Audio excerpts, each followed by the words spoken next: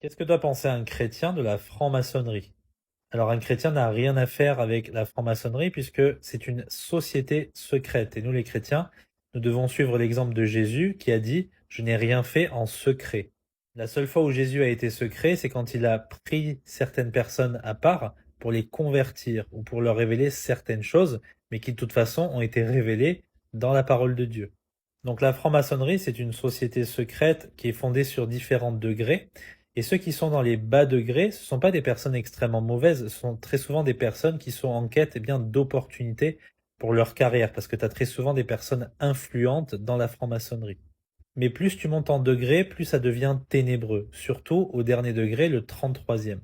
Tu y trouves notamment Albert Pike, un homme brillant qui parlait de nombreuses langues, mais extrêmement mauvais. Il était sataniste, il l'a clairement dit, et il a aussi prévu les guerres mondiales, donc c'est assez grave. Il a notamment dit qu'après les guerres mondiales allait succéder le communisme et l'athéisme de manière généralisée, donc c'est assez terrifiant puisque c'est en train de se passer. Les francs-maçons, ils vénèrent le grand architecte, l'architecte de l'univers, et c'est en fait Satan, hein. Il faut s'en rendre compte quand on est au dernier degré. Ceux des bas degrés, ils ne le savent pas. Pour les gens des bas degrés, c'est simplement un concept philosophique, alors que dans les hauts degrés, évidemment, c'est Satan qui est l'architecte de cette secte. Donc il y a beaucoup de personnes très influentes qui étaient dans la franc-maçonnerie, notamment Hollande, qui a déclaré qu'on ne peut pas entrer en politique sans entrer dans la maçonnerie.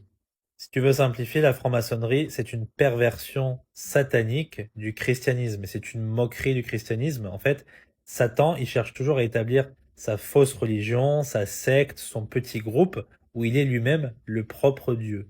C'est pour ça qu'un chrétien ne doit absolument pas avoir à faire quoi que ce soit avec la franc-maçonnerie. Que Dieu te bénisse.